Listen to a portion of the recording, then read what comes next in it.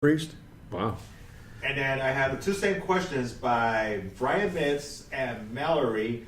Tell us who is Mr. Ruby. I kind of touched on Mr. Ruby already. God damn it! No, no. It's funny because Mr. Ruby was actually conceived because, and here's more Marty. Is that back in 1985 when I was out on the Sunset Strip and working for bands, I was a drum roadie for a band called Blitzkrieg that was produced by Ron Keel of Keel and Steeler. And they actually had a deal on Green World Records. And they were a band. Actually, it was them and Poison, neck and neck. And the drummer that I worked for, his name was Jeff Wills. And the Blitzkrieg album is called Ready for Action if you want to look it up. Great record. It was Poison and Blitzkrieg, and Poison got the nod, and they got signed to Capitol, and the rest is history. But the drummer, Jeff, would call me Marty Ruby because, my real last name is Rubicaba, so he started calling me Marty Ruby. Matter of fact, going through storage and everything else, I found the record. It's a record vinyl, and on the back it says Road Crew, and it has all the guys' names. It says Marty Ruby from 1985. So that's how I got the name. And then I wanted a wrestling persona that kind of amplified who I was, because in wrestling, that's pretty much what it is. It amplifies who you are as an individual. So, Mr. Ruby. It was funny because you should have seen, and I found my Mr. Ruby jacket, the original one. It was a Levi jacket, and I went to Michael's, and I had my wife glue all kinds of like fake little diamonds and red rubies, and on the back I had it airbrushed and everything. Oh my God, it's a piece of work. But Mr. Ruby came from that, and then Roma liked the name Mr. Ruby and stuff. As a matter of fact, when we did our dark matches on the East Coast, Paul's dad had like a gangster hat because I just had a suit. Right. And Paul's like, "Here, try the hat on," and it fit. He goes, "You're gonna wear this, kid." So I wore the hat. So are we gonna see Mr. Ruby on Lucha Underground someday? There's been talk of it. There you go. We're going to see Mr. Ruby. There's been talk of it, believe me. And, me and Chris and Joseph, I don't know. We got to talk more about it.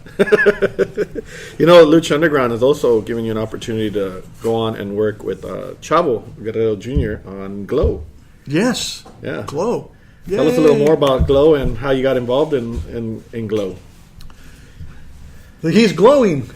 He's glowing. Got involved with Glow with Chavo. Chavo was the one who actually called me. He got involved with it first. That they called him, interviewed him, and then Chavo asked him, "Hey, who's going to take care of your rings?" And they were like, "What do you mean?" He's like, "Yeah, you got to have somebody take care of your rings." So, he. By the way, Brian, where are you at? So, Chavo called me up and he says, "Are you interested?" And I went, "Yeah." So the producer called me up, asked me, what a ring maintenance guy does, and I told him exactly what he had to do and what we had to do in order for the girls to be safe. And he goes, "Okay, you're hired."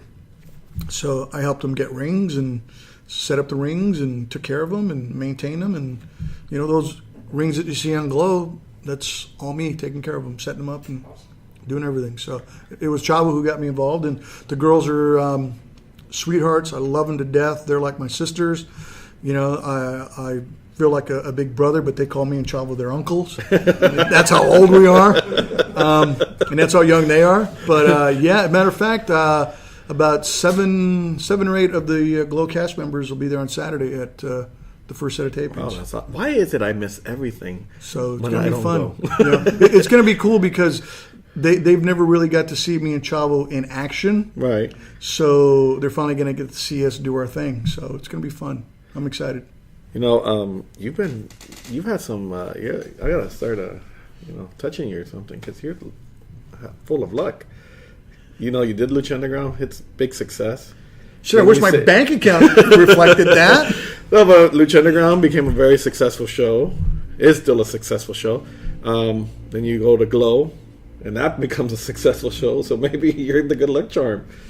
Oh, man, I want all that luck, man. No, here's the thing, man. I think, when you work hard and, you're a good guy and, you don't stir shit up and you don't do your thing, I think that comes back to you, and I think, that if you do what's right and you work your ass off, you get what you sow, so to speak. Right. And I've always like, I'm not a real political guy. I never get involved with the drama bullshit because that's not what it's about. I mean, maybe 10 years ago, 15 years ago when I was doing stuff, I mean, yeah, but at this point, man, it's not even worth it. I just go do my job and do it well, and I go home to my wife. Yeah. Go in, go do your job, get out. That's it. And another Facebook question. Not a question. Brian says he's still at work. He's still at work. Ooh, I kind of figured that. Guess we're not getting no tacos afterwards with Brian. Brian, I still owe you Gavilan, don't worry. That's a great place. Right? Some guy, Carlos, says, I thought Chavo was banned. Losers leaves the temple. I never said Chavo was going to be there. I said they want to see us in action. That's all I said. See? Got to stay tuned. Don't be trying to get spoilers yet. Stop putting your spin on shit. You know what? You go into Lucha Underground, and now you're pretty, like you said, you're the senior referee. And, Senior. And you have Justin Borden and Rick Knox. Dr. Borden. That's what I Dr. call him. Borden. Yeah, he's always damn. Justin, how many more degrees are you going to have at the end of season 4, dude? What's he got, like 10 right now? I think he's about 10. You know, do they come up to you a lot for like advice and on working the TV and, you know, having all the experience you had with WWE? I mean, I know Knox has been around. I know Borden's been around, but Yeah, you know, there are certain things, you know, that they'll ask. There's certain questions, or sometimes there's something that DJ sees and he wants me to go relay it and stuff. Or there's things that I'll see. Like one of the things, you know, that I mentioned to both of them, I think like after season 1, I said, learn Spanish. I said, because of the guys that we're bringing in, especially the AAA guys at the time and everything, I said, you know, just make sure that you guys are, you know, learning some Spanish or getting better at it because you guys can communicate a lot better and it just makes everything easy. Knox has been doing this forever. I mean, I know he's very popular on the SoCal scene and stuff, and, you know, he's paid his dues and things like that, and all the success that he has, more power to him. You know, it was funny because when DJ asked me about referees for Lucha Underground, the first 2 guys that I thought about were Knox and Borden, you know, because both of them are just outside of the wrestling world and everything. They're just both great human beings, and you know that's the vibe that Lucha Underground has. You know, I mean, all the drama and all the other nonsense that happens in other locker rooms and all that. That's something that, you know, really doesn't happen in Lucha Underground. You know, it's policed by everybody, and you know, if there's anybody getting out of line, you know, it's really not that bad. But you know, it's just one of those things that, you know, those guys were there, and I knew how hard both of them worked, and both those guys deserved a shot at the national level, and you know, here they are. you know, DJ touched on it yesterday, which was he said he feels the referees play a very important role in Lucha Underground because he likes everybody knowing who the referee is of the certain match. And then it also goes to, which I remember you said something, which is the referee. You should not remember the referee, or not remember the referee in the match, but sometimes you have to remember the referee should be invisible in the match. Yeah, and one of the things, you know, that I tell guys, referees, is be there but don't be there. Right. You know, you're there to enhance the match. You're there to make it better, but the match isn't about you. So a lot of times, you know, guys at this level or guys who are starting out, you know, they like to get their shit in, you know. And I'm almost 25 years into doing this, and I'm just barely getting my shit in, you know. And but it goes back to just working hard and doing what's right. It's all about positioning. It's all about being there. It's all about facials, you know, because everything that you do in the ring as a referee has a purpose, just like as a worker. You know, every movement that you have, you shouldn't waste your movements or nothing like that. You should move for a certain way for a certain spot or a certain count or your certain facial, you know, and that's the thing that people don't get. You know, it's all that little in-between stuff, you know, that really makes everything bigger. I like to say that had somebody else been the referee for the Shawn Michaels match and Taker at 25, I think that match would have been different. Yeah. I really did. I didn't know how important a referee is, actually, until I think, well, getting to know you more, is for the matches. It's just like you said, we always think, oh, the referees, it's like a prop. You know, for us, it's just like, oh, he's just there to do 1, 2, 3, count out, whatever. But you guys actually are pretty much the eyes and ears of what they want, right, in the ring. Yeah, and you know, a lot of people, and that's the thing. Lucha Underground has been so great because they've been giving me this ability to do stuff like this. Because before Lucha Underground, I didn't do interviews. I didn't do anything. I just didn't care. Yeah. And I didn't think people wanted to know. But, a lot of people just take the referees for granted. Even at WWE, the Charles Robinsons, those guys never get their dues. Chad Pattons, Jack, Jimmy Corderas. Those guys never get their due, man. I mean, and it sucks. It really does. I know a lot of people think about the Hebners and this and that, but here's the thing. I never liked Earl Hebner. Yeah. He always gave away the finishes. Go back and look at Earl Hebner. He gave away the finishes. He always kicked out his knee. Yeah. Watch him. And the thing is, Earl is famously known for the screw job. Mm-hmm. So it's like, okay, you want to be remembered for that? That's cool. But I'd have done the same thing for Sean. I'd have done it. I'd have been remembered for it. Right. But at the same time, I mean, that's what he's known for. And it's unfortunate something like that had to happen. But at the same time, it's like I would never want to be known for a screw job. Right. I want to be known for being a great referee. Right. And I think a lot of guys today aren't doing that. Like I see guys at WWE now, and I see guys at NXT and everything. They're just not that good. And one of the things that I see happening too is that WWE feels sorry for a lot of guys who are wrestlers, and the guys have great attitudes or whatever. And what they do is they convert them into referees, and they make them referees. It's like, me, I went in as a referee. I knew I was going to be a referee. Although I trained and bumped and did everything, I knew I was going to be a referee. And being a worker, I just set that aside. So a lot of these guys, in their heart, they still want to be a worker, and they still want to bump and do all that. I always want to be a referee. Right. And I'm great at it. We had a Facebook question, and then we'll get to yours. Yes, I have a question, and I also have a comment. Alejandro would like to say, asking, what is your favorite PWG match you refereed?